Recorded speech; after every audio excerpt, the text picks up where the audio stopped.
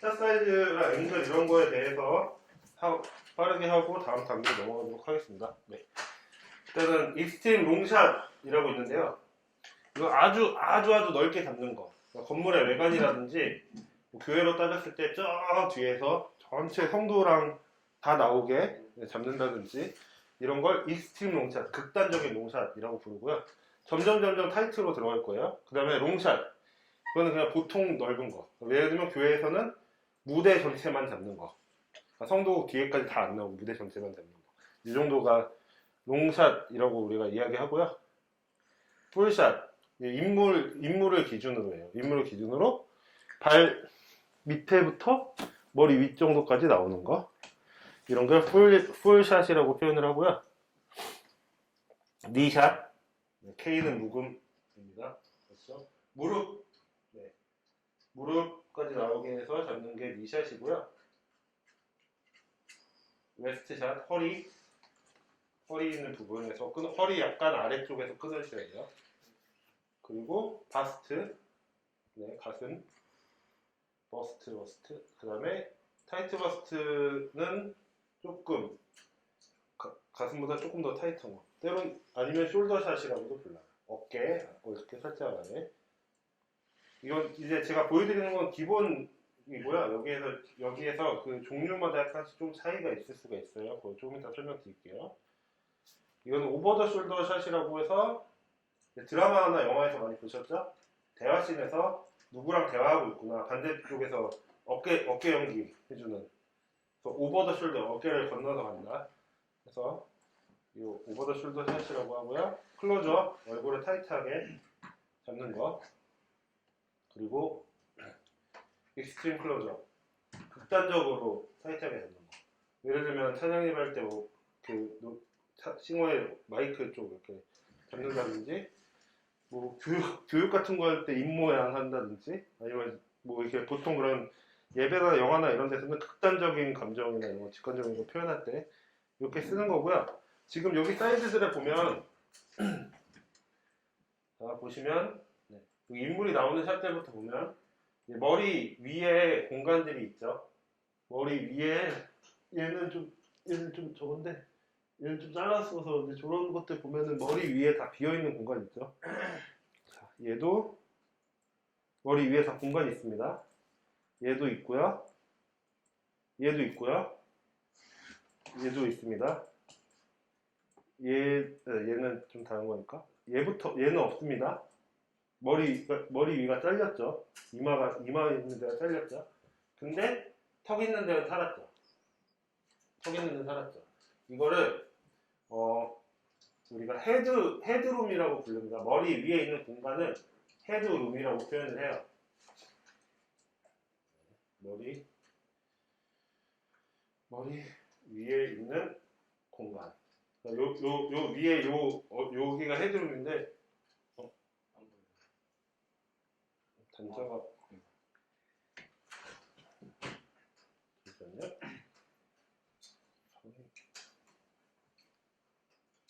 혹시나 선을 연결해서 하시면 이렇게 다이렉트로 하지 말고 저처럼 이렇게 해야지 단자를 보호할 수 있어요. 얘 벌써 나갔어. 왜냐면 DSL이나 이런 거 쓰시면 KD 같은 거 써서 여기 단자를 보호하셔야 돼요. HDMI는 잘 못할게요. 그런데 보시면 이렇게 머리 위에 공간들이 있어요. 이렇게 있어야 되는데 이 공간이 어느 정도 있는지는 사실 이렇게 뭐 우리가 황금 비율, 황금 구도가 있긴 하지만 그렇게 정확히 수치상으로 딱 어디엔 어디다가 되지 않아요. 그런데 어디엔 어느 정도가 있다가 되지 않아요. 우리 눈에 보기 좋을 정도, 너무 답답하지 않게. 근데 이런 경우가 있어요. 성경을 읽고 있어요. 그러니까 목사님이 성경을 읽고 있어요. 여기 잡았죠? 병아 고개를 들어봐. 어떻게 되죠?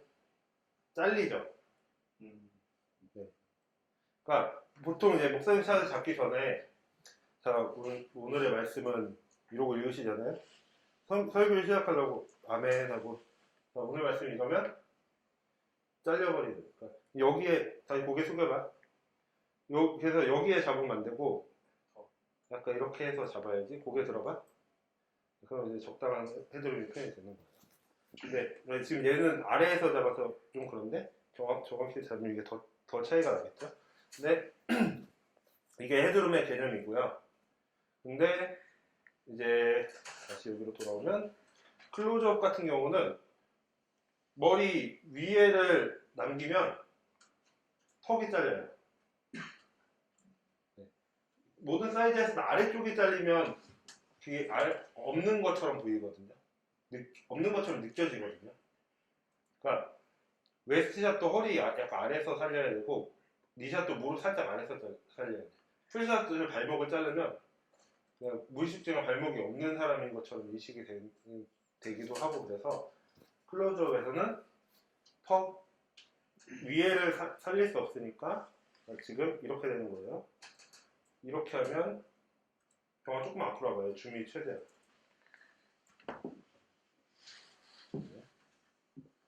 그만.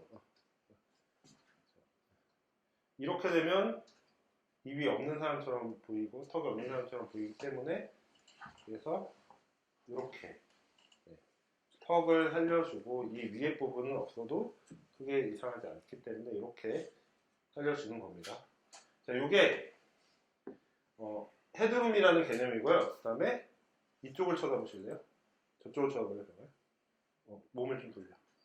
자, 카메라가 우리가 측면에서 사람을 찍을 때가 있잖아요. 근데 그때 가운데다 놓고 찍지 않아요. 보통 가운데다 놓고 찍지 않고 수평 맞추고 가운데다 놓고 찍지 않고 보통 이렇게 이쪽 방향을 살려줘요. 바라보는 시선의 방향을 살려줘요. 이것도 정확한 비율은 없지만 이러면 너무 잘리고 답답해 보이니까 어느 정도 좀 살려줄 필요가 있어요. 이거는 아이룸이라고 해요.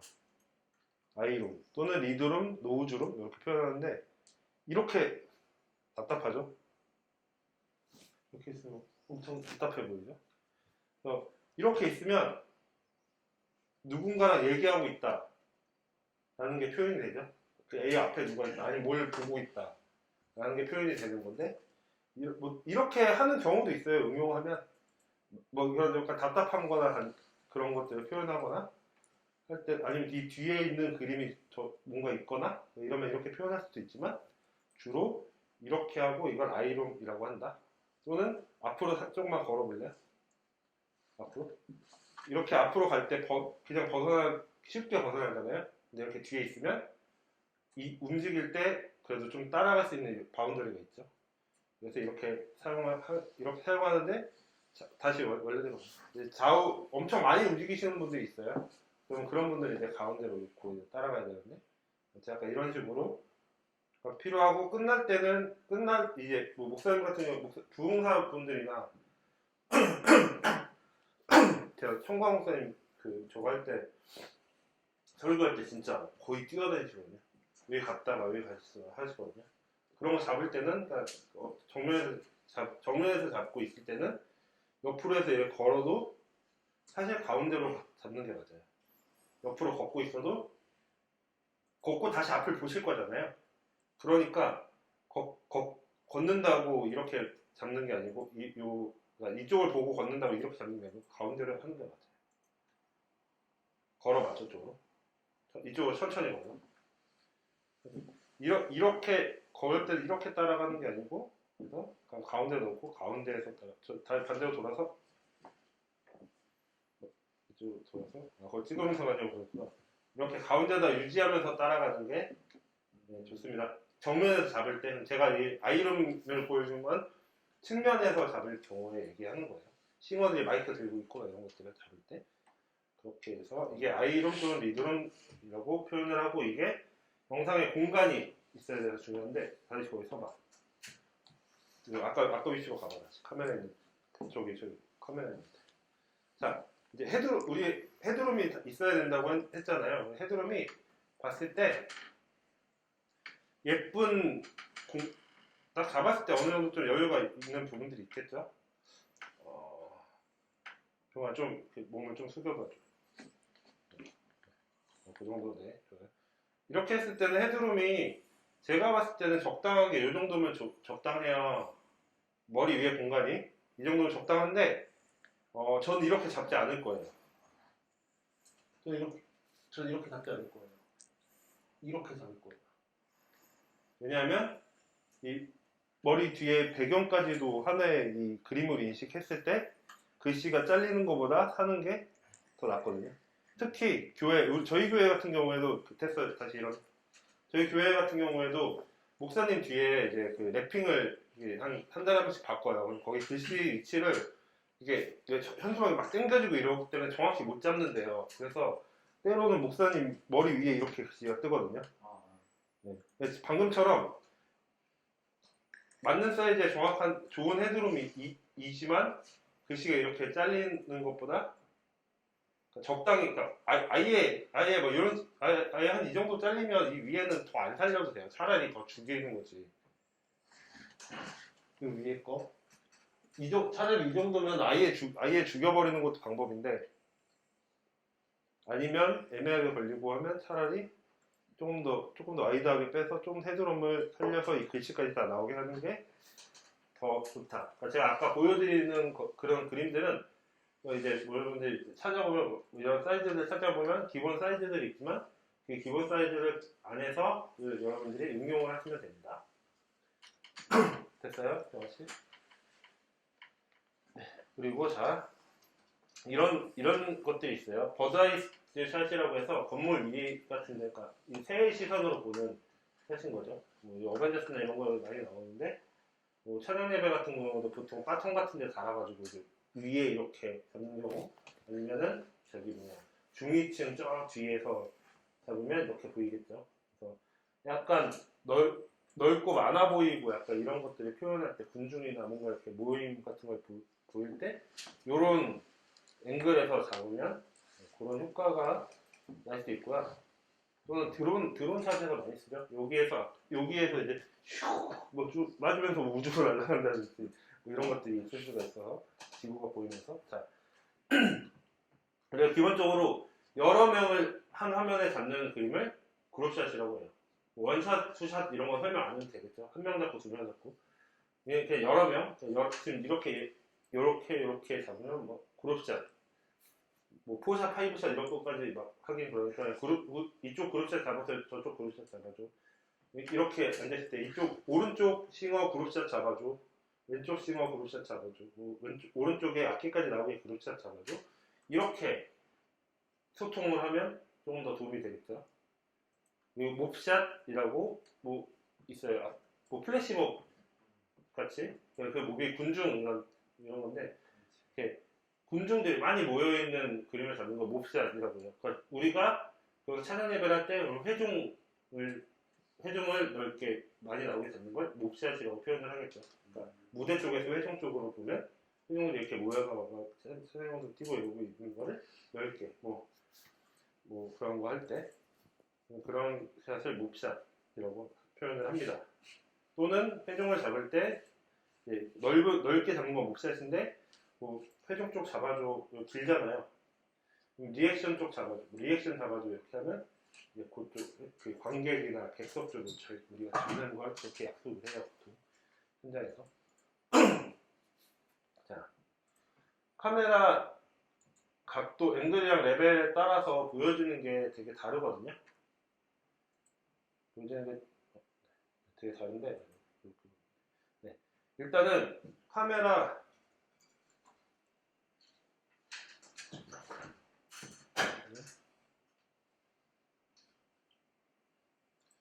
일단 보통 가장 기본적인 게 이런 아이 레벨이에요. 그러니까 눈 높이의 카메라를 놓는 거죠. 이게 사실 가장 기본적인 거예요. 근데 교회에서는 이렇게 이런 펜트 카메라나 카메라를 벽에다가 해야 되죠. 복도에 못 놓기 때문에 그렇게 하지 못하는 경우가 많고 2층에서 내리꽂거나 이런 경우가 많은데, 기본적으로 가장 기본적이고 표준적인 그림과는 아이 레벨에서 가는 게 좋다. 눈높이에서 가는 게 좋다. 미드랭글이라고도 표현하거나 마주보거나 대화하고 있고 소통하고 있고 이런 느낌이 날 수가 있고 평등적이고 이런 느낌이 날 수가 있죠. 자, 일단 이렇게 아래에서 위로 찍는 걸 병아리 일어서 아래에서 위로 찍는 걸 로우 앵글 레벨이라고 하거든요. 이거는 우리 이 카메라로 찍히는 거 우리가 시선으로 보는 거랑 비슷한 개념이잖아요. 우리가 이렇게 보는 건 뭐예요? 어른이나 뭐 존경심, 우월감 이런 거잖아요. 그렇게 보일 때 주로 막 그런 거대한 등장이나 이런 거 할 때 주로 이렇게 아래에서 위로 잡는 거 쓰고요. 또 하나는 다리가 길어 보이는 학생 뭐 이런 거 있죠. 다리가 뭔가 길어 보이게 찍을 때는 아래에서 위로 이렇게 찍기도 합니다. 왜? 그래서 그거 있잖아요. 여친 그 저번에 한동안 유행했던 여자친구 셀카 잘 찍는 거 해가지고 누구지? 양세형이가 누가 해가지고 이렇게 안 찍고 이렇게 찍잖아요. 이렇게 돌려서 카메라가 아래에 있게 더 길어 보이는 거지. 최대한 내려오면 이만큼인데 거꾸로 하면 이렇게 내려오잖아요. 사진은 돌리면 되니까. 그렇게 길어 보이고 싶으시면 그렇게 여자친구한테 예쁨 받고 싶으시면 그렇게 찍으시면 돼요. 자, 그리고 그래서 이런 거 왕이나 군주 이런 걸 찍을 때 이렇게 많이 사용을 하고요. 근데 이제 보통은 인물 원샷을 이렇게 아래에서 위로 찍으면 특히 타이트한 거 찍으면 찍히는 사람은 엄청 욕먹겠죠. 엄청 싫어하시겠죠. 보통 약간 부하게 나오고 하고 밑에도 이렇게 나오니까. 두 번째 여기에서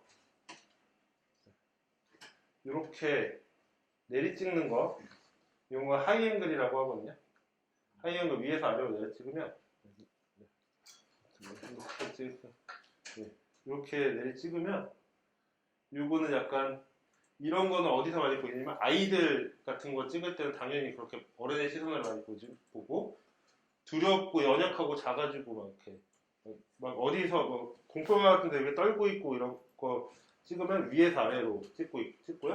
그 다음에 많은 회중과 군중 좀 이렇게 지배당한 이런 거 찍을 때 그러니까 쉽게 생각해서 왜 옛날 그런 영화 그러니까 뭐 중세시대 이런 나오는 영화 같은 거 보면 영주나 왕은 성 위에서 이러고 있고 밑에 군중도 이러고 있잖아요. 이거 이렇게 생각하시면 돼요. 자, 아래에서 위를 보는 거는 약간 그런 뭔가 인물을 강조하거나 인물이 위대해 보이거나 경외감이 느끼거나 이런 거 할 때 하면 되고 마주 보는 거는 그런 대화, 소통, 평등적인 그런 걸 보여주는 거고 이제 위에서 아래로 찍는 거는 이렇게 뭐 두려움이나 뭐 연약함, 작아짐 이런 것들을 보여줄 수도 있는 거예요. 이거는 그럴 수도 있는 거고 또 다양한 방법들이 있고 어쩔 수 없는 것들이 있지만 그래서 카메라로 우리가 뭔가 찍을 때 중계를 하거나 그럴 때 카메라 시점을 이동할 수 있다면 더 다양한 그림들을 보여줄 수 있는 거예요. 또 시점에 따라서 카메라가 여기 있어서 이 두 분이 이렇게 같이 보이지만 죄송해요. 이 두 분이 같이 보이지만 시점에 따라서 이렇게 찍으면 안 나오잖아요. 뒤에 분이 잘리잖아요. 아래에서 찍어도 마찬가지겠죠? 이런 식으로 시점에 따라서도 보여주고자 하면 보여줄 수 있는 게 더 다양하고 달라지는 거죠. 뭐 악기 같은 거 찍을 때도 마찬가지고 건반 같은 거 찍을 때도 그래서 위에서 아래로 찍지 않고 여기에서 이렇게 찍는 것보다 같은 시점에서 비슷한 시점에서 찍고 이런 게 그림이 예쁜 것들이 보이는 것처럼 정말 시점에 따라서 다양하게 뭐 영상하는 사람들은 그렇게 많이 안 하지만 사진하는 사람들 같은 경우는 배울 때 막 엎드려서 찍고 누워서 찍고 이런 거부터 한다고 그렇게 얘기하거든요. 저도 그래서 할 때 힘들 때 많이 할 때 무릎 꿇고도 있고 막 이렇게 기대서도 하고 막 다양하게 대신에 만약에 그런 걸 하려면 또 저쪽에 회중들한테 방해되지 않게 너무 튀게 막 이러고 있고 이러면 좀 그렇죠? 근데 그러려면 의상 같은 것도 마찬가지로 좀 블랙에 뭐 튀지 않게 뭐 그런 식으로 해서 이렇게 움직일 때도 좀 조용히 이렇게 낮게 움직이고 이런 식으로 해가지고 이런 앵글과 레벨을 잘 조정을 하셔야 됩니다. 네, 이건 아까 한 거에서 여기는 넘어가고 이제 저희가 중계를 하고 그 다음에 연결되어 있는 라이브 스트리밍을 할 거예요. 네. 이제 라이브 스트리밍을 할 때 중계가 필요하기 때문에 중계도 넣습니다. 이제 뭐 라이브 스트리밍을 할 때 이렇게 캡처보드만 연결해서 하시는 경우도 있지만 동탄보고계 같은 그런 큰 교회는 스위처라든지 카메라든지 여러 가지 장비를 거쳐가지고 진행을 하거든요. 스위처는 뭐 이것도 얘네들도 네. 이 친구들도 스위처의 한 종류고요. 네. 이 보통 요런 게 가장 많이 쓰이고요. 방송국이 나오는 그런 드라마 같은 거나 아니면 옛날에 나가수 같은 거에서 맨 처음에 시작해주는 뭐 3, 2, 1 뭐 1번 카메라 뭐 하면 이렇게 막 움직이고 하는 게 다 이런 건데 이게 바로 스위처인데요. 가장 쉽게 얘기해서 우리가 채널을 선택하듯이 우리한테 보여줄 채널의 그림을 선택해주는 그런 스위처가 선택하는 거잖아요. 선택을 한다고 생각하면 돼요. 여러 개의 입력 채널이 있어요. 그 여러 개의 신호를 입력을 받겠죠. 카메라, 지금 얘 같은 경우도 카메라를 4개를 카메라 2개랑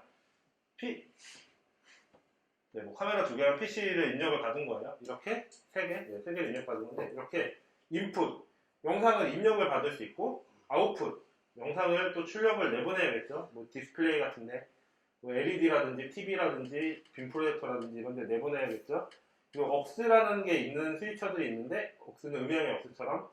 근데 이 기본 출력 외에도 다른 출력에다가 내가 1번 카메라에 들어온 출력, 지금 메인 출력에는 3번 출력이 나오고 있지만 다른 녹화기에는 1번 채널의 녹화를 따로 내보내고 싶어. 그럴 때 쓰는 게 억스라는 기능이고 억스 버튼이죠.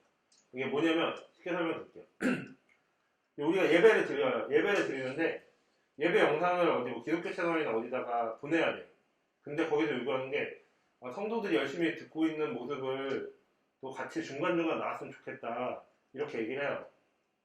그래서 알겠습니다 해서 목사님이 설교하다가 중간에 성도들 딱 얼굴을 딱 내보내. 성도들 이러고 있다가 그 딱 나오는 사람 어떻게 보통 약간 이러거나 이러시는 분들 있잖아요. 그러면 우리 영상에도 이미 NG지만 그분이 예배드리는 집중을 우리가 떨어뜨리는 거잖아요. 콘서트나 방송 같은 것도 마찬가지예요. 개콘이나 이런 데 리액션 진짜 많이 나오잖아요. 근데 그 사람들 다 이런 사람 한 명도 없잖아요. 그 이유가 연재면에 나가는데 녹화기에만 같은 스위처에서 그 억스라는 버튼 누르고 억스 1번에다가 1번 카메라가 리액션이에요. 1번 스위칭 하면 1번이 그 억스 1번이 녹화기에 연결되어 있으면 그 녹화기에 1번만 나와요. 1번이 나와요. 현장에서 커팅을 2가지를 할 수 있는 거예요. 억스라는 개념을 통해서. 그러면 녹화만 되니까 현장에는 그냥 목사님이 계속 나오고 있는 거예요. 녹화기에는 목사님이 나오다가 잠깐 그 성도를 넣었다가 다시 목사님을 내보낼 수 있는 거죠. 그러면 아까 이런 것들이 해결이 되겠다. 부담이 되겠지. 그리고 또 어떤 경우에 따라서는 여기에 화면은 PPT를 나가야 돼. 근데 녹화는 PPT 안 나오고 목사님 얼굴이 나가야 된대. 그러면 그럴 때 억스를 쓰는 경우들도 있어요. LED 목사님 뒤에 있는 화면이 또는 뭐 매트릭스나 여러 가지 방법들이 있는데 기본적으로는 스위처에 그런 기능을 쓰고요. 멀티뷰는 이걸 멀티뷰라고 하거든요. 기본적으로 스위처에 다 있는 기능인데 스위처에 안에 어떤 인풋이 들어오는지 우리가 봐야 되잖아요. 지금 이 카메라가 뭘 잡고 있고 뭘 잡고 있는지를 봐야지 보고 3번을 내보낼지 2번을 내보낼지 선택을 할 수가 있는 거거든요. 그래서 지금 보통 이 레이아웃은 변경을 할 수 있지만 여기는 프리뷰라고 해서 대기 화면. 여기는 프로그램이라고 해서 최종 출력 나가고 있는 화면을 보여주는 거예요. 이쪽은. 여기에는 1번, 2번, 3번, 4번 카메라가 있는 거죠. 그리고 그러니까 이게 저렴해 가서 교회들이 많이 판매가 됐던 아템민이라는 건데, 요 계열들에서는 미디어 플레이어라고 해서 이렇게 기본적으로 포스터나 이런 것들을 2장 정도 넣어놓을 수가 있어요. 스위처에. 따로 자막을 안 해도 그날의 타이틀 같은 걸 넣을 수 있어요. 뭐 일부 다른 스위처에도 그런 것들이 기능이 로고라든지 이런 게 스위처 자체에 들어갈 수 있고, 얘는 자체적으로 스트리밍을 할 수 있어서 뭐 스트리밍에 대한 정보랑 얘에서는 녹화도 돼요. 이 멀티트랙 다 녹화가 돼요. 그래서 거기에 대한 게 있는 거고, 오디오도 중요하니까 오디오가 스위처에 들어와서 스위처에서 다른 장비들로 다 나가거든요. 거기에 대해서는 제가 이따 설명할 건데, 그래서 이런 멀티뷰가 있어야지 내가 원하는 화면을 선택해서 보내고, 또는 이제 카메라맨이라든지 펜텐트 잡는 사람한테 명령 이야기할 때도 어떻게 하면 뭐 잡아줘, 좋아, 뭐 포커스 잡아줘, 이런 것들 할 때 할 수 있는 거죠. 네. 그리고 이제 PVW는 아까 얘기한 프리뷰 전 화면, 여기에서 요 대기 화면인데요. 이거를 이제 이렇게 멀티뷰 화면도 있지만, 때로는 어떤 스위치는 PVW를 따로 출력이 하나 있어서 큰 모니터로 대기 화면도 볼 수 있는 게 있어요. 왜냐면 이미 그러니까 출력으로 나가버렸는데 초점이 안 맞았거나 뭐가 안 돼 있으면 소용이 없죠. 멀티뷰로 봤을 때 이게 큰 모니터니까 잘 보이지만 보통 이만한 모니터 이런 걸 보거든요. 그러면 잘 안 보일 때가 있어요. 그래서 더 디테일하게 잘 보기 위해서는 이만한 모니터 하나에다가 아예 그냥 이 프리뷰만, 이 대기 화면만 걸어서 보면서 포커스 맞았네, 정확하게 딱 확인하고 넘기는 그런 경우들도 있습니다. 또는 이 프리뷰를 녹화용으로도 또 제가 아까 얘기한 억스처럼 그렇게도 활용을 하기도 하고요. 키어라고 있는데요. 키어는 크로마키 이런 거 요새 크로마키 많이 들어보셨죠? 그러니까 2개 이상의 영상을 합치는 것이라고 일단 간단하게 제가 설명을 하고 그에 대한 건 조금 있다가 넘기도록 하겠습니다. 그러니까 스위처 자체에서 그런 크로마키나 루마키 같은 합성 기능이 가능한 거예요. 자막기를 프로콘젠터로 자막기를 하고 있는 원리도 그런 거고요. 다른 자막기로 자막을 하고 있는 원리도 키어로 쓰는 거고요. DV는 보통 우리가 효과가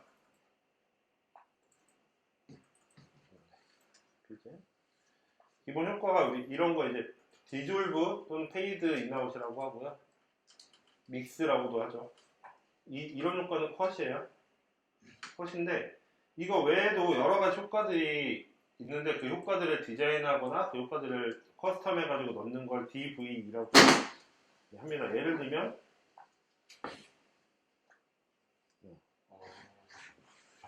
안 쓰지만 다양한 게 있어요. 여러분의 스위처에도 여러분의 교회에 스위처가 있으면 안 쓰지만 다양한 이런 기능들이 있습니다. 이런 기능들이 있고요. 이런 것들 여러 가지 크기 변화, 위치 변화 이런 것들, 회전축 변화 이런 것들까지도 다 할 수 있는. 그러니까 예를 들면 야구 경기나 축구 경기 이런 거 할 때 하이라이트 보여줄 때 여기 화면이 안에 로고 같은 게 막 날라오면서 바뀌면서 화면이 바뀌잖아요. 그런 것들을 DV에서 다 조정을 하는 거예요. 요새 웬만한 스위처들에서는 좀 많이 있는 편이고요. PVP는 이런 것처럼 화면 속의 화면, 수화라든지 목사님이 PPT를 하고 있으면 그 옆에 목사님 얼굴이 조그맣게 저렇게 나온다든지, 동물농장 VCR을 보고 있으면 거기에 중간에 나 혼자 산다 VCR을 보고 있으면 중간에 박람회나 사람들 멘트할 때 스튜디오로 돌아오지 않고 그냥 조그맣게 한쪽에 이렇게 해서 하는 게 요게 오네노프인데 정확히 설명하면 PIP 화면 속의 화면이라고 생각하면 됩니다. 그 다음에 스케일러라는 기능이 있는데 이거는 뭐냐면 아까 우리가 해상도랑 프레임 얘기했잖아요. 아까 그 해상도랑 프레임이 맞지 않으면 스위처나 이런 장비, 이런 이제 방송용 장비에서는 그게 재생이 되지 않는 경우들이 굉장히 많아요. 연결이 아예 안 되는 경우들이 많아요. 디지털 신호가 다르기 때문에. 근데 그거를 오토로 맞춰주는 기능이 스케일러라는 건데, 물론 얘가 지원하는 만큼이지만 또 어떤 스위처는 그냥 뭐 60i면 60i만 되지 60p도 안 먹고 아무것도 안 먹어요. 뭐 이런 식으로 그런 게 설정하는 거에 따라서 있어서 자동으로 맞춰주는 기능을 요새 웬만한 거예요. 그래서 제가 아까 말씀드렸던 1080p60 우리 아까 배웠죠. 1080 새로 해석 1920, 1080이고 프로그레시브며 60프레임이다. 이 스위처도 지금 이 스위처의 마케팅 포인트 이게 맨 첫 장에 이렇게 나와 있는 거예요. 그러니까 10채널 입력이 10채널짜리고 1080p를 지원하고 60프레임 1080 60프레임을 지원한다. 이게 굉장히 그러니까 좋은 기술이기 때문에 1080 60p를 지원한다고 대문짝만 이렇게 써놓은 그런 케이스고 여기 보면은 2개의 HDMI 인풋이 있고 8개의 SDI 인풋이 있고 뭐 이런 식으로 여러 개의 그 스펙들이 써 있습니다. 이런 게 스위처고요.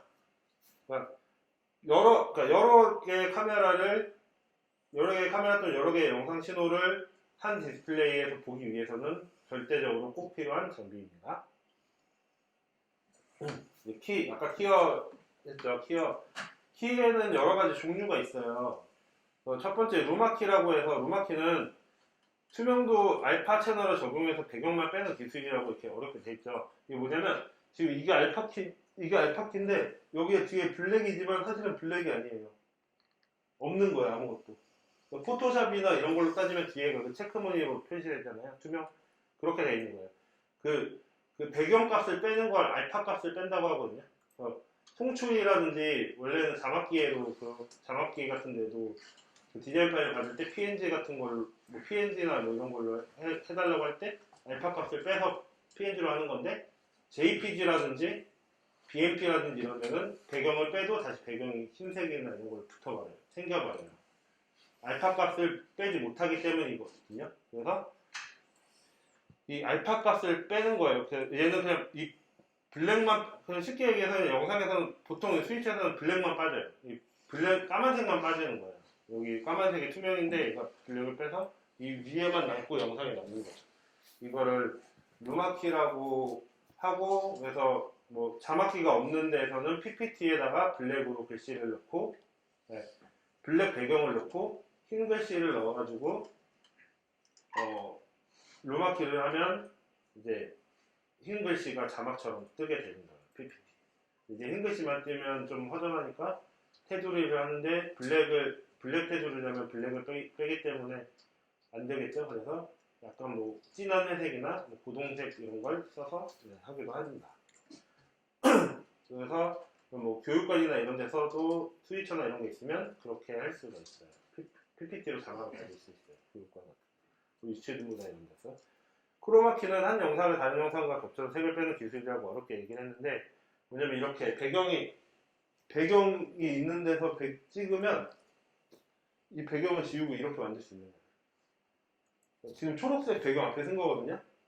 초록색 배경이 앞에 서가지고 찍어요. 그러면 그 다음에 얘한테 초록색이 배경이야. 이 배경값을 빼 이러면 초록색이 빠지고 그 뒤에다가 다른 영상을 배경을 넣어가지고 이렇게 합성을 하는 거거든요. 어렵지 않아요.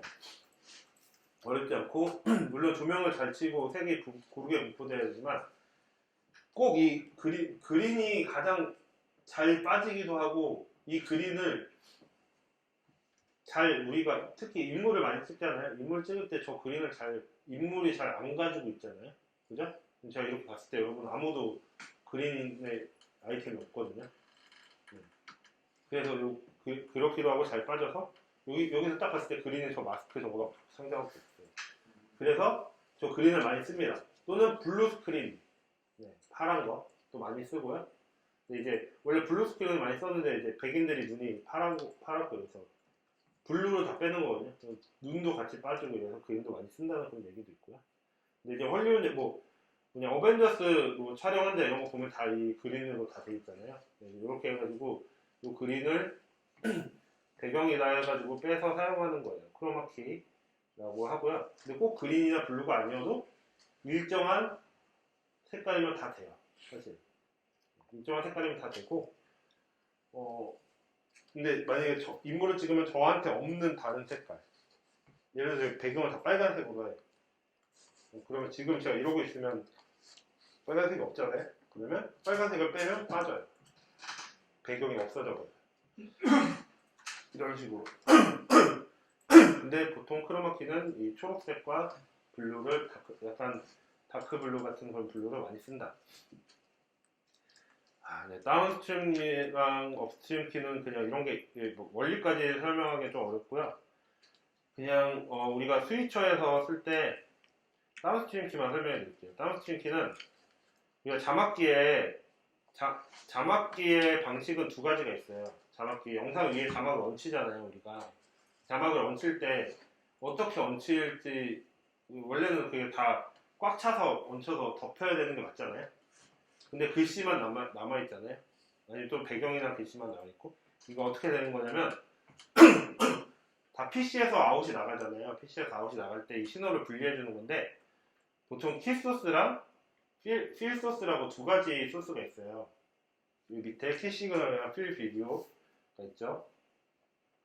키 소스는 이제 그 보통 마스크라고 편집을 좀 하시는 수 있는 분은 마스크라고 알면 알 수도 있는데 영상에서 보면 그러니까 마스크를 분리하면 그 영상이 그대로 하얀색으로 나오는 게 있거든요. 그게 마스크라고 하는 건데, 그러니까 그냥 자막을 만들 때 자막에서 배경, 그러니까 아까 아무것도 없는 배경에 대한 신호를 그 스위치에 보내줘요. 아무것도 없는 이게 배경이라는 아무것도 없는 이 어기가 배경이라는 신호를 보내주고 필 소스 글자나 그림이나 이런 그 디자인 파일들 색깔 있고 이런 것들을 얘는 얘는 위에 올라가야 되는 그 소스야 이렇게 보내줘요. 그러면 한마디로 두 개의 신호를 나눠서 보내줘요. 배경이랑 얘 분리해서 보내줘. 스위처에 보내줘. 스위처가 그 두 개를 받아서 얘는 배경이구나. 얘에서 보내준 거랑 똑같은 배경이니까 배경 소스를 빼버려. 키 소스만 남고 이 키 소스를 가지고 필 소스만 남고 이 필 소스를 가지고 영상 위에 얹히는 거예요. 굉장히 어렵죠. 그래서 쉽게 얘기해서 두 개의 신호를 보내는데 두 개의 신호 중에 하나는 배경이고 하나는 그 오브젝트다. 그 위에 올라가는 그림이라는 거다. 그 배경을 없애주는 거다. 스위처에서 받아서 배경을 없애준다. 이렇게 생각하면 돼요. 그게 다운스트림 키라는 그런 방식인데 자막기의 방식은 두 가지가 있어요. 그 전에 이게 그 그림이 이거예요. 이렇게 해서 이게 키소스, 이게 필소스고요. 위에 그림 있죠, 그림. 델타, 여기 빨간색으로 돼 있고 그림이 있어요. 그러면 블랙에다가 흰색으로만 이 모양 그대로만 흰색이 이렇게 있는 거예요. 그래서 얘한테 보내주면 얘가 이렇게 이거 두 개를 이게 프로그램에서 얘한테 그 자막기가 한마디로 그래픽 카드거든요. 그래픽 카드를 따르게 코딩해서 만든 건데 이렇게 넣어서 얘가 키소스야, 얘가 필소스야, 얘가 키소스야 이렇게 스위치한테 보내주면 스위치가 알아서 그럼 배경 뺐으니까 배경 뺀 투명한 거를 영상 위에 얹히면 이제 자막으로 되는 거예요. 요거를 보여드리면 좋은데 이게 너무 적어져서 그렇게 해서 하는 건데 이 자막기의 방식은 두 가지가 있어요. 이 키필 방식, 이게 키필 방식이라고 하는 거고 오버레이 방식이라고 있어요. 근데 어떤 차이냐? 오버레이 방식이라는 건 스위처에서 나온 영상을 자막기로 집어넣어요. 자막기에서 영상을 받아서 자막기 보드에서 정말 그 프로그램에서 그냥 바로 얹혀버려요, 자막을. 그래서 PC에서 아웃이 최종 출력이 나가는 거예요. 근데 이거의 장점은 이제 싸요, 값이. 비용이 저렴하고, 그 보드의 비용이 저렴하고, 직관적이 편한데, 단점은 일단 화질이 조금 안 좋고, 왜냐면 프로그램으로 코딩을 해서 다시 나가는 거니까. 그 다음에 딜레이가 있죠, 당연히. 프로그램에서 얹혀 나가는 거니까. 그리고 DSK 방식은 비싸요. 그리고 이제 얘는 앞에 오버레이 방식은 컴퓨터가 꺼지거나 문제가 생기면 최종 출력도 다 안 나와요. 컴퓨터가 꺼졌으니까 그 중간 통로 컴퓨터인데 컴퓨터에 연결되어 있으니까. DSK 방식은 스위치에 DSK라는 버튼이 있어요. 눌러주면 자막이 얹혀지는 거고 그걸 또 눌러서 색깔 없애주면 자막이 안 나가는 거거든요. 이렇게 해서 DSK 버튼으로 조절할 수 있기 때문에 그 자막기에 들어오는 거잖아요. 만약에 자막기는 PC이기 때문에 언제나 문제가 생길 수가 있어요. 근데 자막기가 뻗어. 그래도 자막은 안 나갈지언정 영상은 나간다. 그 자막이 안 나가면 그냥 조금 사고가 되는데 영상이 안 나가면 대형 사고잖아요. 그런 것도 있고 얘에서 얘로 가서 나가는 거기 때문에 영상을 입히지 않아도 되고 이 자막 신호만 오니까 딜레이가 거의 없어요. 그리고 화질도 여기서 이렇게 DSK로 저것만 입히는 거니까 화질도 열화가 없고 그래서 더 좋다. 단 더 비싸다. 한 1.5배에서 2배 정도. 보드만 그러니까 오버레이 방식은 150 하는데 자막기는 300에서 400 이렇게 하니까 보드만. 근데 그런 특징이 있어요. 근데 요새 그래서 이런 저렴한 시스템으로 많이 하잖아요. 자막기 없이도 PPT 해가지고 그 PPT 뒤에 배경 색깔을 다른 걸로 해가지고 크로마를 빼서 쓰거나 아까 얘기한 루마를 빼서 쓰는 경우들이 많이 있어요. 네, 그런 경우도 있습니다. 이런 키워드한 게 이런 기능이고요. 이게 이제 얘네보다 조금 더 위에 번지는데 아템미니 익스트림이라고 해서 이렇게 스위처인데 이런 이제 좀 작고 저렴하고 최소한의 기능만 있는 그런 스위처고요. 얘네를 이제 이용해서 인터넷 방송도 쉽게 할 수 있는 그런 애들이. 중계하려면 카메라가 있어야 되고요, 당연히. 비디오 영상을 기록하는 레코더도 있으면 좋아요. 요새는 꼭 전용은 아니더라고요. 그러니까 왜냐면 우리 교회 예배 굳이 녹화할 필요는 없다고 했어야 되는데 요새는 SSD를 넣거나 SD 카드를 넣어가지고 녹화할 수 있는 그런 기기들이 많이 나오고 있고요. OBS나 이런 거 하면 그냥 OBS 자체에서 그냥 녹화를 해버리고 이런 경우가 있으니까 비디오 레코더는 굳이 없어도 되지만 OBS 같은 걸로 캡처받아서 하는 것보다 이걸로 하는 게 더 화질이라든지 음량이라든지 이런 것들은 더 크고 좋기 때문에 이런 걸 쓰시는 것도 좋습니다. 모니터가 이런 모니터들이 있어요. 이런 모니터 말고 진짜 방송을 위해서 나오는 표준 모니터라고 해서 패널이나 이런 것들이 표준화되어 있고 한 모니터들이 있거든요. 여기에 방송 표준 인풋이나 이런 신호들도 있고 한데 물론 비쌉니다. 근데 그만큼 좋아요. 현재 이거는 그런 거, 드라마 촬영이나 영화 촬영할 때 감독이 앉아가지고 모니터 보면서 오케이 컷 이런 거 하잖아요. 그 모니터가 다 이 모니터들이에요. 근데 그러니까 좀 방송국에 진짜 제대로 투자하고 이런 교회들은 실제로 얘네들을 가지고 있어요. 그래야지 노출이라든지 색감이라든지 그런 거 정확하게 볼 수 있기 때문에. 아무래도 이런 LED나 TV 패널은 좀 한계가 있기 때문에. 우리의 이제 중계는 신호가 엄청 많거든요. 그 신호를 디지털 신호기 때문에 옛날에 이제 아날로그 시대 때는 젠더만 연결하면 되고 이랬는데 지금 디지털 신호기 때문에 신호 체계를 바꿔줘야 돼서 컨버터라는 게 존재해요. 라인이나 신호들을 바꿔주는 게 존재하고요. 그 다음에 분배기, HDMI 분배기 같은 거 제일 많이 쓰죠. HDMI 여러 가지 아웃풋의 그러니까 하나의 인풋을 여러 개의 아웃풋으로 나누는 역할을 하는 분배기도 많이 쓰고 아까 스케일러는 아예 스위치에 스케일러 기능이 내장된 것도 있지만 따로 그러니까 해상도나 이런 거 조정해주는 기능이 있는 게 있고요. 매트릭스 스위처라고 해서 이 친구는 스위처 같은 건데 여러 개의 인풋과 여러 개의 아웃풋이 있어요. 그래서 본당에 목사님 모니터가 2번이면 2번 모니터에다가 3번을 넣어주고 이런 식으로 16개 예를 들어서 16 곱하기 16이면 16개 인풋에 16개의 아웃풋에 각각 따로따로 선택해서 보내줄 수가 있는 거예요. 여러 가지 모니터링 위해서 필요한 그런 것들을 하는 거고 때로는 스위처에는 저렴한 스위처, 그러니까 이 아템미니라는 애는 한 40만 원대 하는 아주 저렴한 스위처거든요. 얘가 나와가지고 그 코로나가 더불어서 인터넷 방송이 좀 활성화된 건데 얘 같은 경우는 멀티뷰를 볼 수가 없어요. 아예 프리뷰는 볼 수 있는데 멀티뷰를 볼 수가 없어. 이 기능에 이 단자 자체에 멀티뷰 단자가 없어. 그래서 그런 경우에는 멀티뷰를 볼 수 있는 기기를 따로 연결하고 분배를 해가지고 이렇게 한다든지 이렇게 하셔야 됩니다. 이런 다양한 장치들이 있어요. 그리고 이제 카메라맨이나 다른 사람들이랑 소통하기 위해서 인터컴. 이렇게 헤드셋에서 여기서 서로 말하고 듣고 하면서 뭐 1번 카메라 어떻게 해주세요, 2번 카메라 어떻게 해주세요, 뭐 음향 너무 커요 줄여주세요, 서로 이제 이 방송하는 사람들끼리 통신하는 그런 기기가 있어야 돼요. 무전기로 쓰기도 하고요. 요새는 뭐 디코라든지 이런 거 좀 잘 활용하면 디스코드 같은 것도 할 수 있지만 음질이라든지 편의성이라든지 이런 것 때문에 인터컴을 많이 사용합니다. 네. 영상의 신호도 알아야 되죠. 선도. 이건 다 옛날 거여서 그냥 쑥 지나가면 이제 그 옛날 TV에 들어갔는데 바나나 잭이라고 해서 흰색, 빨간색은 음향이고요. 노란색은 영상이에요.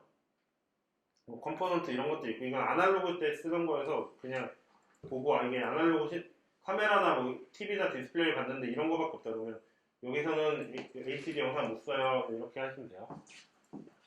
자, 이게 이제 우리가 쓰는 중요한 건데 HD, SDI라는 이제 시그널이에요. HD 영상에는 HD 영상에 쓰는 시그널이 몇 개 없는데 그 중에 하나 동축이라고 해서 동축 케이블에 CNC 케이블이라고 해서 이거는 아날로그 시대부터 계속 썼던 케이블인데요. 이 케이블에 이제 보내는 신호가 HD, SDI라는 원래 이제 SDI라는 신호가 있었지만 HD로 오면서 HD, SDI라는 신호로 바뀌었는데요. 뭐 여기에 SMTP 이런 거는 뭐 알 필요 없고요. 그냥 이렇게 생겼으면 HD, SDI를 보낼 수 있는 선이구나, 카메라구나, 보낼 수 있는 카메라구나 라고 아시면 되고 이따가 여기에서 여기서 보여주면 되구나. 여기에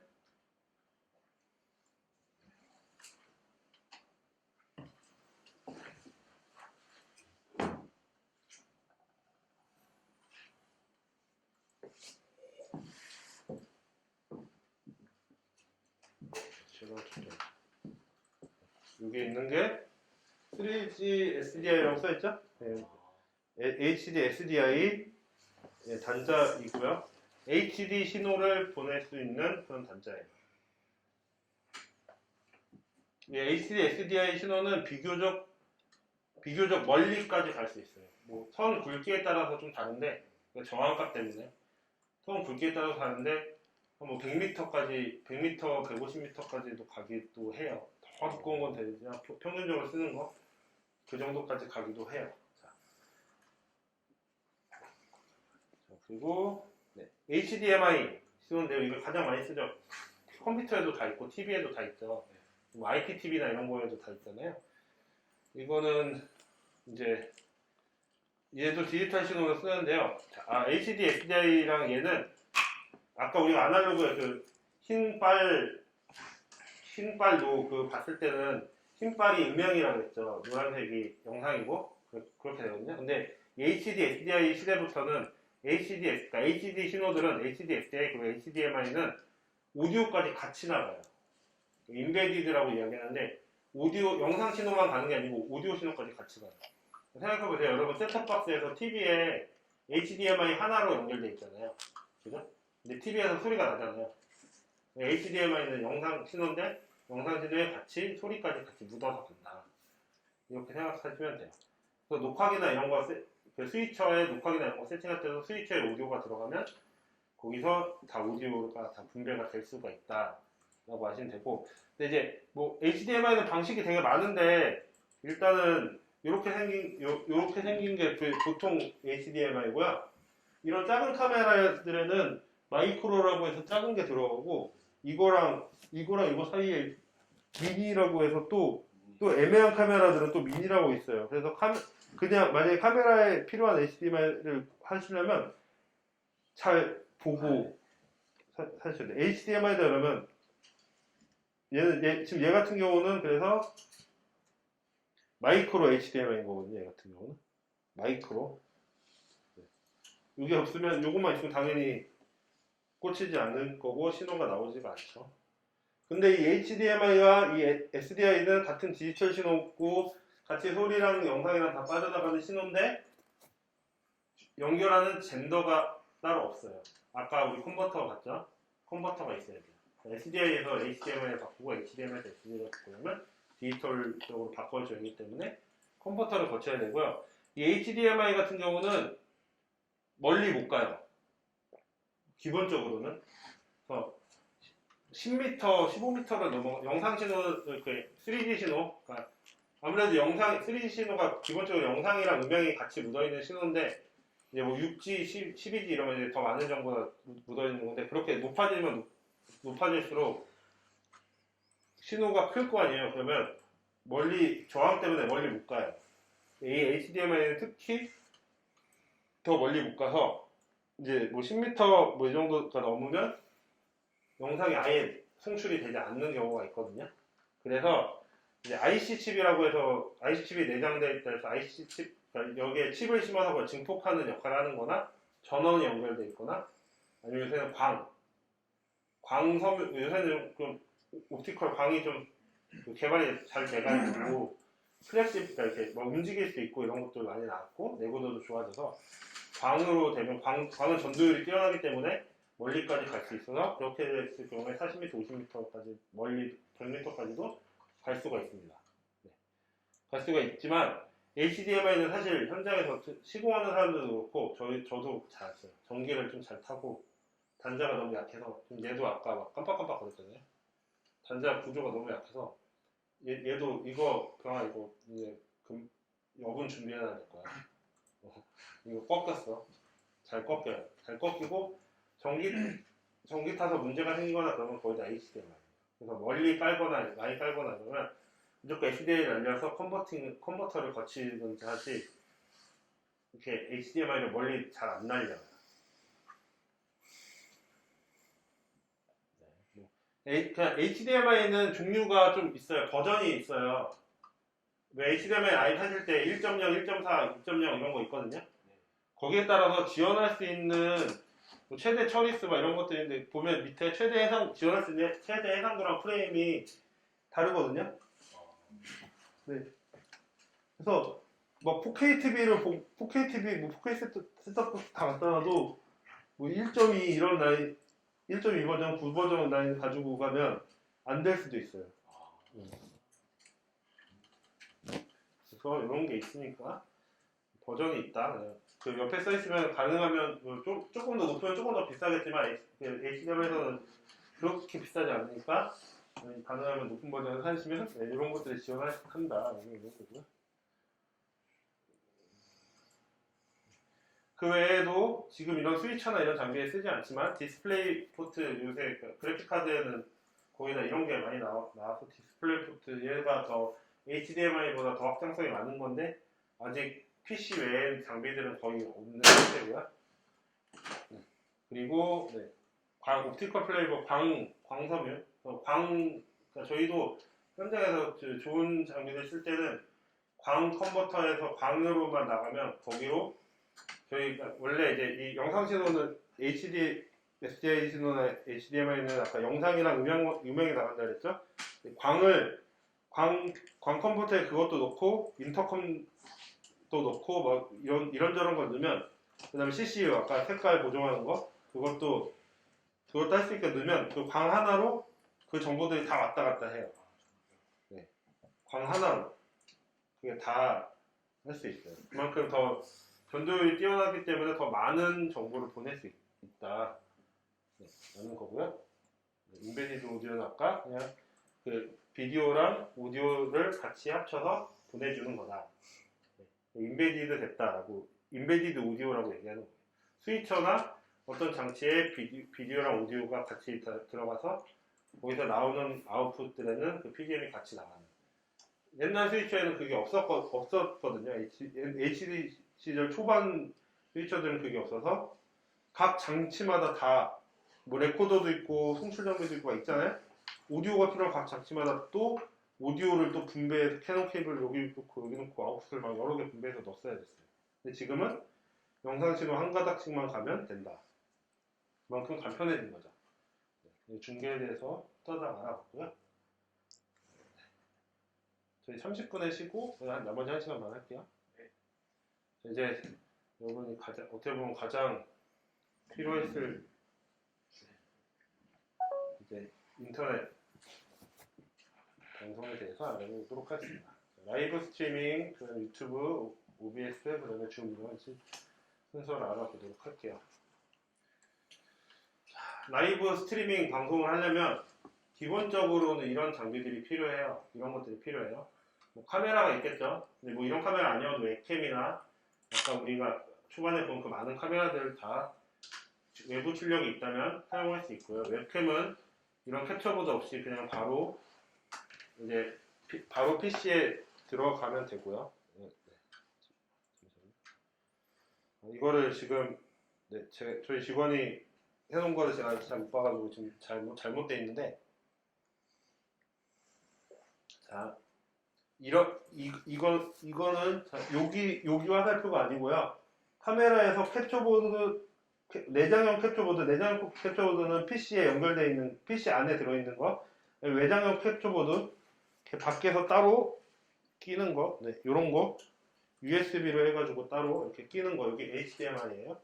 SDI로 되어 있는 캡처보드도 있고, 또는 스위처로 들어가서 스위처에서 얘네 같은 경우는 캡처보드 기능도 하기 때문에 USB-C로 바로 PC로 연결한 거고요. 없는 경우에는 카메라 여러 대에서 스위처로 넣어서 캡처보드로 해서 이렇게 가기도 해요. 요 그림은 이대로는 아니고 그렇게 변경됐다고 아시면 돼요. 그러니까 우리 PC에는 그래픽카드에는 인풋이 없어요. 그죠? 다 출력이죠.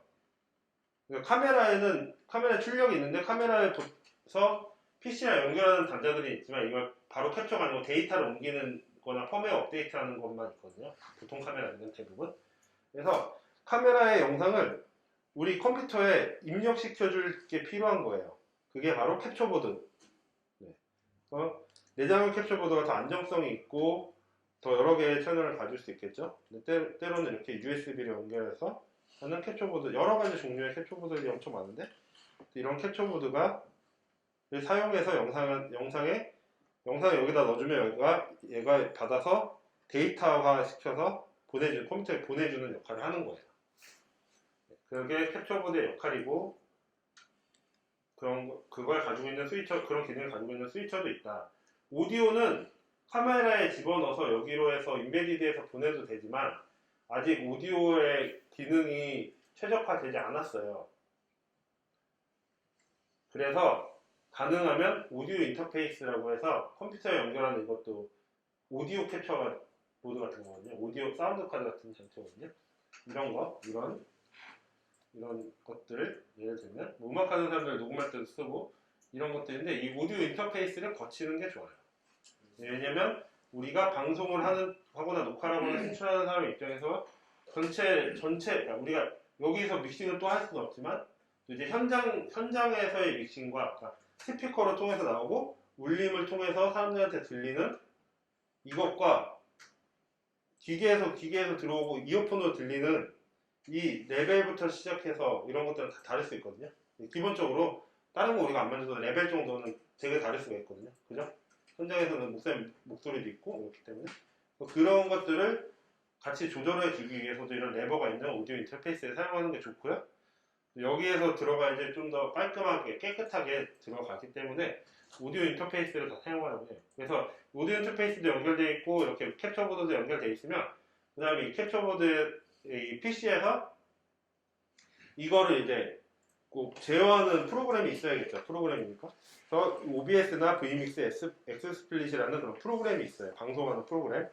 또는 뭐 맥을 쓰면 와이어캐스트 같은 것도 있을 수도 있고, 뭐 프리즘이나 그다음에 아프리카나 트위치도 각각의 그 프로그램이 있어요. 아니면 이 엑스플릿이나 OBS 같은 데서도 그런 데 송출할 수 있고요. 그런 프로그램을 써서 프로그램에서 캡처 장치도 인식하고 오디오 인터페이스도 인식해서 영상이랑 소리를 갖고, 여기에다가 여기에서도 자막을 입힐 수도 있고 뭐 인트로 타이틀 이런 거 넣을 수도 있고 영상 플레이를 할 수도 있고, 다양하게 연결을 한 다음에 그 다음에 플랫폼으로 송출하는 거예요. 유튜브나 인스타도 할 수도 있고 여러 가지 플랫폼으로 송출하는 거예요. 이 캡처보드에는 하나만 꽂아야 되냐, 아니고 여러 개 또 꽂을 수가 있고요. 인풋을 저 같은 경우에는 한 PC에 10대씩 꽂아서 사용하는 경우도 있고요. 줌이랑 저희가 그 컨퍼런스를 많이 하는데 줌으로 한 6개를 따로따로 띄워야 돼. 분할화면이나 이런 거 갤러리도 띄워야 되고 PC 화면도 받아야 되고 카메라도 받아야 되고 그래서 한 10개, 12개 막 이렇게 꽂은 적도 있어요. 스위처가 있음에도 이 안에서 레이아웃을 만들어야 되기 때문에. 그리고 본딩기라고 있는데요. 이거는 그냥 간단하게 무선으로 방송할 수 있게 하는 기기, 그러니까 인터넷 환경이 좋지 않은 곳에서도 인터넷 방송을 할 수 있는 그런 기계도 있어요. 이렇게 들고 다니면서 방송하거나 이런 거 할 때 하는 기계도 있어요. 여러 개의 유심을 넣어서 하는 건데, 자, 인터넷 방송을 하기 위해서 인터넷 환경이 구축이 잘 돼야 되는데, 일단은 그 인터넷 속도에는 100mbps, 뭐 1gbps, 10m, 뭐 그런 식으로 이제 인터넷 상품이 10메가, 뭐 100메가, 여기 10메가 없죠. 100메가, 500메가, 뭐 1기가, 2.5기가 이런 식으로 상품들이 있거든요. 각각의 SK나 이런 데마다. 근데 이 BPS는 바이트 퍼 세컨드고요. 진짜 우리가 컴퓨터에서 다루는 속도는 바이트 퍼 세컨드거든요. 그러니까 BPS는 비트 퍼 세컨드고 이 BS는 바이트 퍼 세컨드예요. 이게 다른데 8비트가 1바이트인데 우리가 파일 옮길 때 파일을 카피해서 옮기잖아요. 그럼 1MB, 2MB, 1메가 B 어퍼스트로피 S로 나가는 거거든요. 이게 우리가 생각하는 속도예요. 우리가 보통 생각하는 속도예요. 근데 1기가 BPS의 인터넷 속도는 그러니까 이 위에 있는 비트 퍼 세컨드여서 실제로 1기가 BPS인데 우리가 파일을 다운받거나 이러면 최고 125메가 비트 퍼 세컨드로 나오는 거예요. 메가바이트 퍼 세컨드. 그러니까 1기가 BPS의 상품이 실제로는 속도가 우리가 알고 있는 속도로는 100메가 정도 다운로드 속도 100메가, 200메가다 이렇게 생각하시면 돼요. 자, 이게 당연히 이 상품의 숫자가 높을수록 당연히 인터넷 속도가 빠르겠죠. 인터넷 속도가 빨라야지 이게 속도라고 표현할 수도 있고 용량이라고 표현할 수도 있겠어요. 한 번에 나가는 용량이라고 표현할 수도 있는데 이 대역폭이 커야지 더 좋은 환경의 인터넷 방송을 할 수가 있거든요. 네, 100mbps가 보통 옛날 건물이나 이런 데는 100mbps를 쓰는 데가 많은데 교회들 같은 경우도 그렇고 저는 심지어 10mbps 나오는 데도 해봤는데 엄청 끊겨요. 우리가 영상을 송출할 때 이제 위에 있는 BPS로 송출하거든요. 영상 송출할 때도 3mbps나 뭐 5mbps 이런 식으로 그 유튜브나 이런 데 송출할 때 한 5메가, 6메가 정말 좋으면 9메가 이렇게 하는데 그렇게 하는데 이제 인터넷 속도가 이제 20메가 bps만큼 나온다. 그러니까 상품이 100메가라는 거지 100메가만큼 안 나와요. 막 40, 50 나오면 많이 나오고 이런 경우도 있는데 그러면 이제 20 막 이렇게 나온다 그러면 위험한 경우도 굉장히 많아요. 왜냐면 이것만 쓰는 거가 아니기 때문에. 자, 인터넷에서는 대칭과 비대칭이 있어요. 대칭형과 비대칭형이라는 게 있어요. 인터넷 상품도. 여러분 집에서도 그렇고 뭐 어디서 교회에서 설치할 때도 그렇고 이게 있으면 꼭 물어보세요. 거기서 알려주거든요. 뭐냐면 대칭형, 비대칭형의 차이는 뭐냐면 인터넷 속도를 결정하는 거는 두 가지. 다운로드, 업로드 이게 두 개가 다르거든요. 그래서 원래 기본적으로는 우리나라 기업들이 좀 그렇잖아요. 기본적으로는 우리가 다운로드 다 좋아하잖아요. 그래서 다운로드는 1GBps에서 다운로드 1GBps야. 근데 업로드는 100mbps야. 근데 이걸 안 알려줘. 그냥 1GBps 상품입니다. 이렇게만 있고. 정말 막 물어보면 대칭형입니다. 비대칭형입니다. 이렇게 얘기했어. 이게 요새 좀 높은 상품들은 거의 다 대칭형이긴 한데 서울 기준은 거의 그렇고 지방이나 이런 데는 조금 이게 비대칭형이 많은 경우들도 있어요. 아직 논밭이 있고 이런 데들이 많기 때문에. 그래서 근데 우리 인터넷 방송은 업로드라는 영상을 보내는 거니까 업로드의 개념이잖아요. 그래서 이 업로드 속도도 중요합니다. 한마디로 대칭형이 상품을 써야 되는 거예요. 업로드와 다운로드가 동일한. 여기 그림에 보시면 다운로드 속도는 479.67 나왔어요. 근데 보면은 요 밑에 384.09가 평균이라니까 이거 아마 500메가짜리 상품인 것 같아요. 500메가짜리 상품. 근데 그 오른쪽에 보면 업로드가 말도 안 되게 나왔죠. 8.70. 이거 비대칭 상품이에요. 이거는 좀 말도 안 되게 극단적인 거긴 한데 그래서 밑에도 328.47 나왔죠. 그러니까 저게 평균, 밑에는 평균값이라는 거예요. 평균 사람들이 이렇게 쓴다. 그러면 이거 500메가 상품에는 보통 대칭형일 때 이런데 얘는 비대칭형이구나. 이래서 이런 인터넷은 빨리 바꾸셔야 돼요.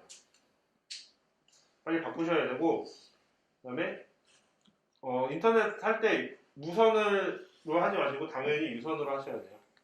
무선은 끊길 수도 있고 무선 자체가 속도가 다르죠. 속도가 느려요 무선이.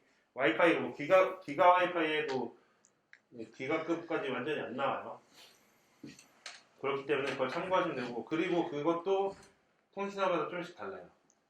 그리고 망을 그래서 우리가 유튜브를 한다 아니면 뭐 다른 목사님이 트위치로 한다 뭐 약간 이러면 네, KT를 쓰세요. 현재까지는 유튜브나 현재까지는 해외망은 SK나 LG는 별로 안 좋아요.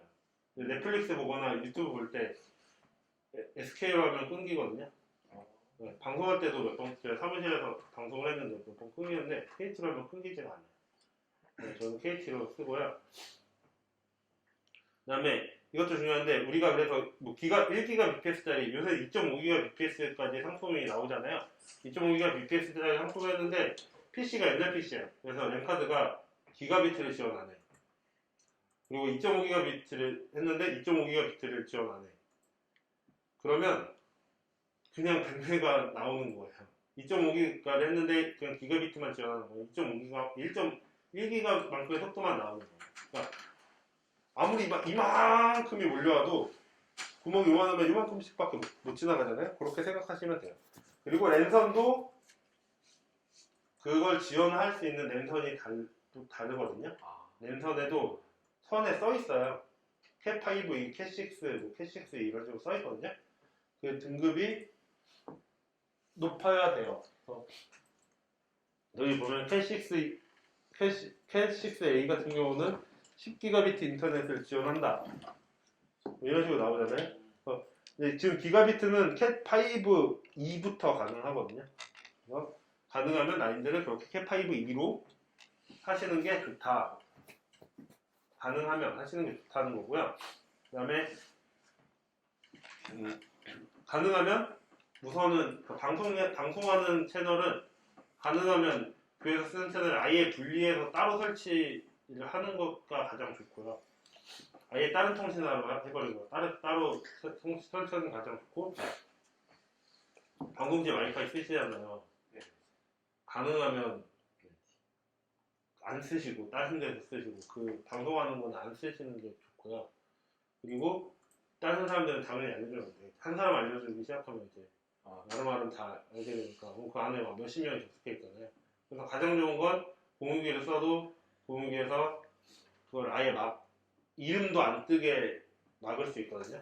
그럼 아예 사람들이 접속도 안 해보고 볼 수 있게 그렇게 하는 게 좋습니다. 인터넷 방송이 끊기는 경우가 종종 있으니까.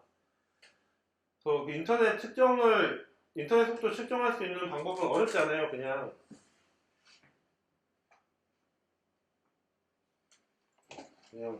인터넷 속도 측정 치면 여러 개가 나오는데 인터넷 속도 측정 치면 여러 개가 나오죠. 여기서 뭐 이런 거 한국 정보화제는 이런 거 있는데 다 좋고요. 저는 벤치비라는 거 이용하는데 집에서도 해보고 교회에서도 해보고 이것저것 해보세요. 그럼 재밌어요. 속도 측정 누르면 이게 그 액티브엑스 안 깔아도 그냥 되거든요.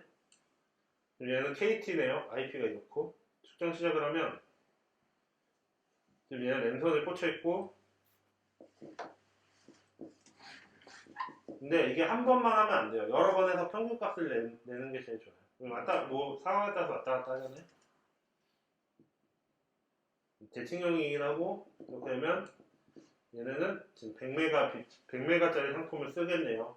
90몇 밖에 안 나오니까 100메가bps짜리 상품을 쓰는 거고요.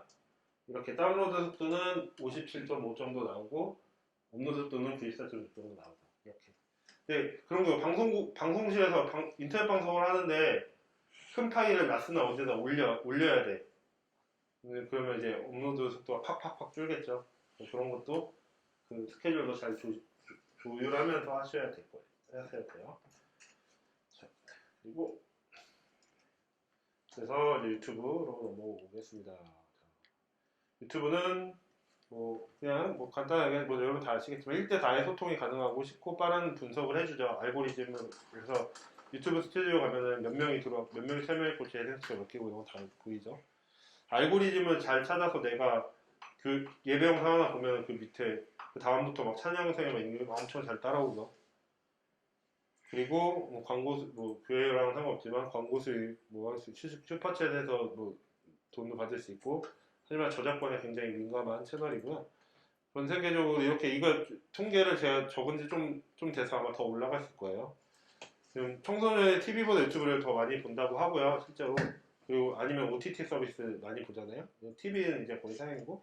그리고 청소년보다 더 많이 보는 계층 5, 60대 더 많이 보세요. 엄청 많이 보세요. 유튜브. 저희 엄마 아빠, 저희 어머니도 유튜브로 레시피 찾아보시고 뭐 어떤 분들은 정치적인 거 보시고 뭐 예배도 요새는 다 유튜브로 드리니까 아무튼 유튜브가 이렇게 굉장히 중요하고요. 그만큼 다양한 콘텐츠들이 엄청 많이 있습니다. 유튜브 라이브 스트리밍을 할 때 계정이 있잖아요. 근데 그 계정을 여러분이 가능하면 목사님이나 누구 걸로 그러니까 여러분 개인 걸로 만드시면은 사실 안 좋아요. 이미 뭐 늦었겠지만 이미 뭐 만드셨겠지만 왜냐면 내가 떠나거나 없어지면 만약에 뭐 문제생이 없어지거나 하면 그 사람한테 내 정보를 다 알려줘야 되잖아요. 그래서 개인 계정으로 이제 뭐 다른 거 하거나 뭐 할 때는 개인 계정으로 만들지 마시고 브랜드 계정으로 만드시면 좋아요. 아니면 이제 목사님, 담임 목사님이나 뭐 해달라고 해서 브랜드 계정을 만든 다음에 관리자 권한을 받아서 그 관리자 권한으로 다른 사람들 관리를 시키면 좋아요. 왜냐면 개인 계정으로 하면은 저희가 이제 현장에서 행사할 때 개인 계정으로 만든 데들이 이제 뭐 예정 영상도 올려야 되고 이런 것들 하는데 스트림 예정을 걸어야 되잖아요. 못한다고 저희한테 해달라고 하면 저희가 아이디 비번 가르쳐주세요. 아이디 비번 받고 하고 전화해서 인증번호 주세요. 인증번호 해가지고 이렇게 해가지고 로그인을 해야 되거든요. 그렇게 해서 그리고 그 정보가 남아있어야지 이제 할 때까지 남아있어야 되잖아요. 그러면 이제 서로 부담이 되겠죠? 내 아이디랑 비번을 가르쳐줘야 되니까 계속 바꿔야 되거나 이런 것도 있잖아요. 근데 그 브랜드 계정을 가지고 있으면 브랜드 계정에서 뭐 관리자로 지정하고 싶은 날 제가 이제 여기 거를 하잖아요. 제 메일 주소만 제가 보내면 거기에서 저를 관리자로 지정을 해줍니다. 관리자로 지정을 해주면 제가 거기 들어가서 거기 채널에 그 권한에서 주어진 정도까지는 하는데 그게 기본적으로 라이브 방송을 다 할 수 있는 어느 정도 할 수 있는 그러니까 미리 예정도 만들고 라이브 방송 실행하고 할 수 있는 계정을 하고 나중에 이 사람이 나를 관리자에서 빼버리면 그냥 끝나는 거예요.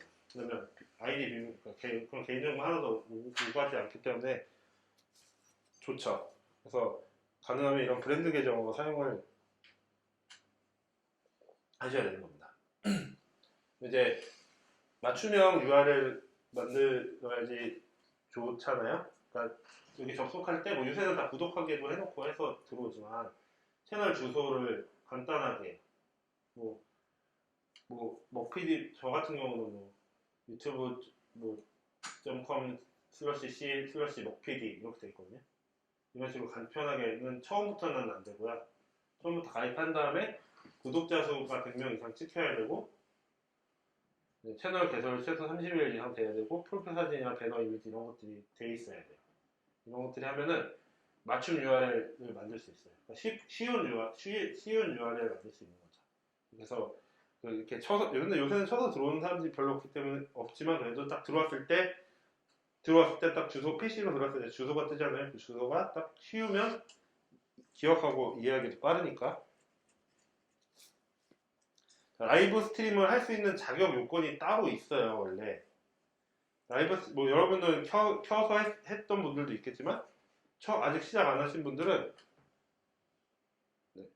그냥 할 수 있는데 이게 가장 많이 잘못 알려진 건데 구독자 1000명이 넘어야지 방송을 할 수 라이브 방송을 할 수 있다 라는 거는 잘못된 거고요.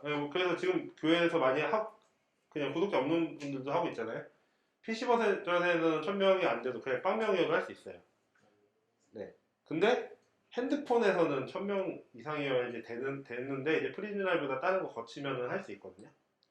왜 그렇게 막았는지 제가 대충 봤을 때 그 옛날에 유튜브로 이렇게 총기난 사람에서 이렇게 하신 분이 있어가지고 핸드폰으로 쉽게 아무나 접근하지 못하게 하는 거, 그다음에 서버도 이게 핸드폰으로 하면 누구나 아무나 다 막 하니까 그래서 그 서버의 부담을 줄이기 위해서도 그런 것 같아요.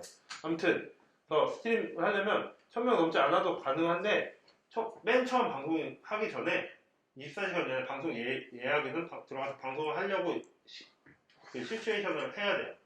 그렇게 하면 유튜브에서 뭐 자격 요건이 됐으니까 24시간 기다리라는 그런 멘트가 떠요. 그러면 그로부터 24시간 해야 돼요.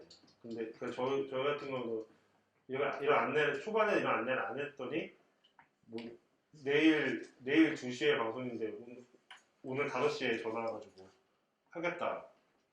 채널 라이브 해보셨냐? 모르겠다. 그래서 하면 다음날 2시에 그 채널로는 라이브를 할 수가 없어요. 네. 맨 처음에 라이브를 맨 처음 할 때만이에요. 그 채널에서. 그러니까 미리 만드셨으면 만들자마자 해서 신청을 해놓으면 그 다음날 내가 신청하고 나서 24시간 후부터는 라이브 방송을 할 수 있어요. 안 그러면 아예 못합니다. 라이브 방송을. 그래서 그런 경우 그래서 제가 가지고 있는 채널에서 좀 이렇게 강의할 때 만들어 놓은 이런 채널에 이름을 급하게 바꿔가지고 그 행사로 그렇게 해서 했는데 이제 그런 교회나 클라이언트나 그런 데는 어쨌든 지속적으로 계속 거기 들어오는 것 때문에 라이브를 하는 건데 제 채널로 들어오고 이러면 이제 서로 관리하기도 그렇고 불편하잖아요. 채널을 이전할 수도 없고 그래서 꼭 그렇게 해야 되고 아시겠지만 뭐 유튜브는 아동에 되게 엄격하죠. 아동에 되게 엄격. 보람튜브 그 엄청나게 돈 번 보람튜브도 이제 수익이 빵이 됐거든요. 애들이 나와서 뭘 하는 거여서 물론 걔네는 다른 걸로 도난가 그런 다른 먹방으로 또 엄청 대박 돈을 버는데 있어요. 우리나라 1위 하던 데 있어요. 강남 건물산. 네, 근데 어쨌든 유튜브는 앞에서 항상 라이브 방송이나 영상 업로드할 때 아동용입니까 체크하는 부분이 있거든요. 되게 중시해야 돼요. 그래서 아동용에서는 실시간 채팅이나 댓글 알림 이런 게 안 되고 아동이 나오는 거, 근데 하이라이트 동영상이나 광고 이런 게 안 되고 이런 약관이 있어요. 근데 이거는 계속 업로드되고 유튜브는 계속 바뀌거든요. 그래서 계속 잘 체크를 하셔야 돼요. 약간 우스갯소리로 실제로 주우민 작가가 자기 영상에 한번 아동용이어가지고 그게 뭔가 제재가 됐던 적이 있어요. 친구와 함께 주우민 작가가 이렇게 침펄 해가지고 친척맨을 같이 나오는 대머리 아저씨 있는데 대머리고 이러니까 애기인지 유튜브 알고리즘이 인식한 거야. 그래서 제재가 걸렸어요.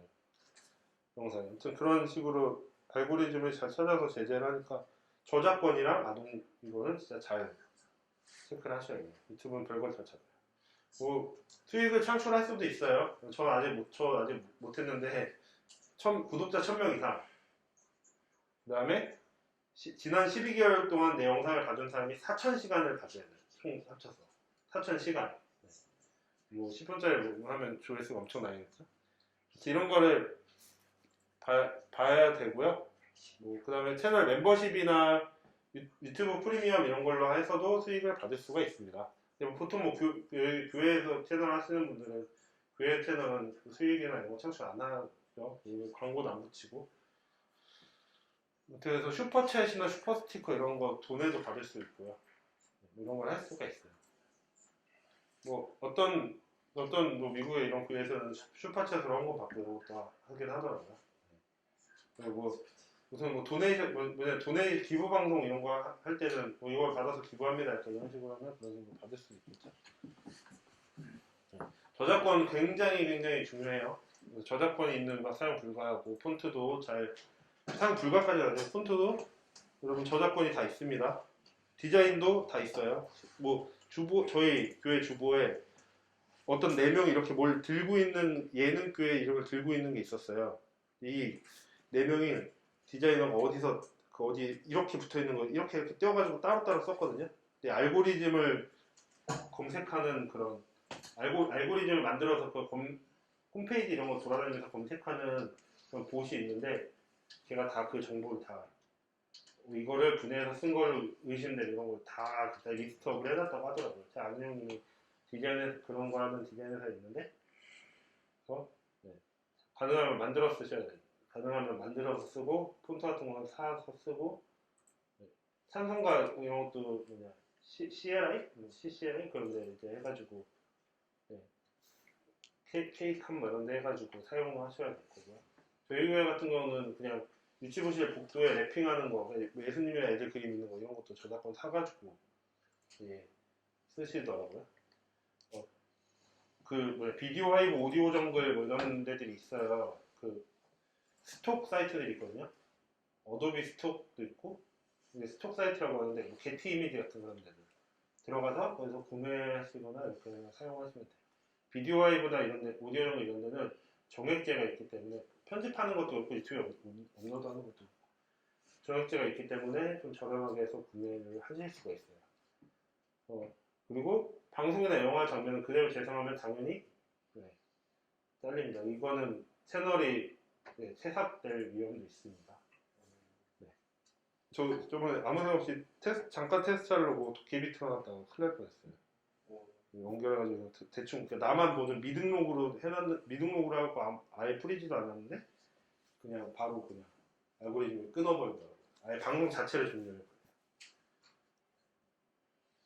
이거는 그 실시간 방송 검색하는 법이 있는데 여러분은 그냥 검색하면 잘 나오잖아요. 근데 어르신들이 어르신들 한참 그래서 검색하고 다른 거 아니에요. 검색은 똑같이 하는데 오른쪽에서 이렇게 오른쪽에 필터 모양 저기 가려져 있구나. 저 오른쪽에 여기 이거 있죠 이거? 이거를 클릭하시면 이렇게 떠요. 이렇게 떠서 실시간을 누르면 어차피 이름을 우리 교회에 있는 키워드를 검색했잖아요. 근데 뭐 예를 들어서 한양교회야. 그럼 한양교회가 한 50개 나오거든요. 진짜.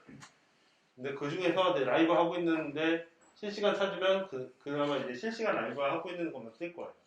이런 식으로 검색하게 설명을 해 주시는 게 네, 좋고요. 네, 저 현장에서 제가 가장 많이 들었던 컴플레인 아닌 컴플레인. 왜 이게 방송 시작한다고 하는데 왜 실시간 예정 걸어놨는데 왜 까만 화면 나와요? 이 까만 화면 이렇게 나온다고 카톡에서 받아서 열면 이렇게 나오거든요. 카톡에서만 열면. 근데 우리는 분명히 그 유튜브에 이렇게 걸려 있어요. 실시간 스트리밍 시작 17시간 후고 화면이 이렇게 걸려져 있거든요. 근데 카카오톡에서 이렇게 걸려져 있어요. 이거는 목사님이나 뭐 장로님이나 뭐 아니면 저 같은 경우 클라이언트가 이거 잘못된 거 아니에요? 이거 안 돼 있는 거 아니에요? 100번 물어보거든요. 근데 이거는 그냥 카톡에서 이렇게 되는 거예요. 여기에서 여기 눌러가지고 다른 앱에서 열기가 있거든요. 다른 앱에서 열기 하면 바로 유튜브로 넘어가요. 그러면 이 화면으로 보여요. 카카오톡에서 링크 클릭하면 먼저 카카오톡에서 열리잖아요. 그러면 그러면은 잘못된 게 아닙니다. 카카오톡에서만 이상한 거고요. 들어가서 누르면 이렇게 나옵니다라고 설명을 하시면 돼요. 이거 진짜 엄청 많이 물어보더라고요. 네, 라이브 실습을 해보도록 하겠습니다. OBS랑 유튜브 라이브 OBS도 잠깐 쉬고 가시죠. 네, 잠깐 쉬고 가시죠. 10분간 시작하겠습니다. 50분에 시작하도록 하겠습니다. 음악 틀으시고 작업했다가